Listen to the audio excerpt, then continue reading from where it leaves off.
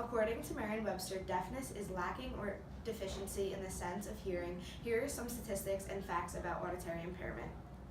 About 2 to 3 out of every 1,000 children born in the United States are born with a detectable level of hearing loss in one or both ears.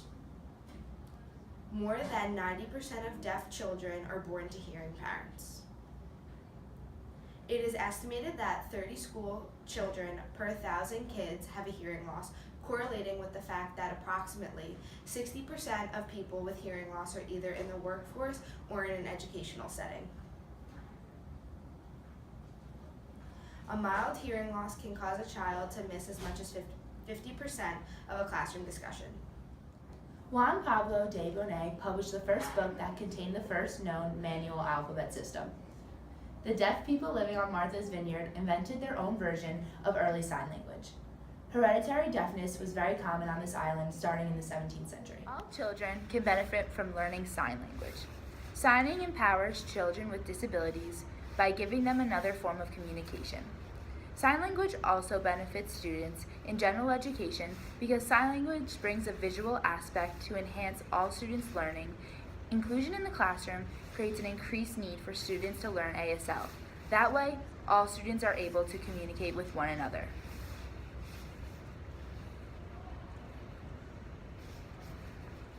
I'm going to tell you about the role of technological advances that assist in classroom learning and day-to-day living for people with auditory impairments.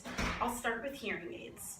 Hearing aids basically increase and enhance the volume and sound of one's surroundings. Cochlear implants are different from hearing aids though. A cochlear implant is meant to support people with inner ear damage. It is an electronic medical device that replaces the function of the damaged parts.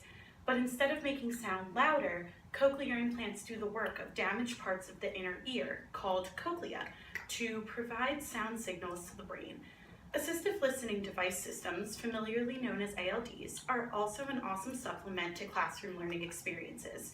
They can be used in conjunction with hearing aids. Basically, the teacher speaks near a microphone or transmitter which sends the instructor's voice through the air or by cable to the receiver worn by the student.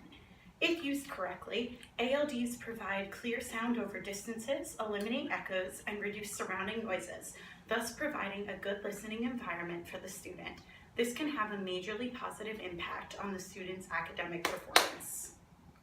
Studies show that emotional development in children with auditory impairment differs from that of children without. Developmental psychologist Carolyn Riff states that children with hearing loss tend to handle impersonal emotional situations differently than children of typical hearing. They are able to recognize their own emotions and make them known to others, but sometimes have difficulty accounting for the other person's emotions. We can support children with hearing loss and emotional or social difficulty by demonstrating appropriate scenarios for them, also known as modeling. One of the most important supports a parent can provide is to help their child in developing meaningful relationships with other children who have hearing loss. Knowing that they are not alone in their challenges and being able to talk and laugh with another child who also struggles to hear and understand goes a long way toward providing the child with healthy self-esteem and resilience to respond to the questions and comments from people with typical hearing.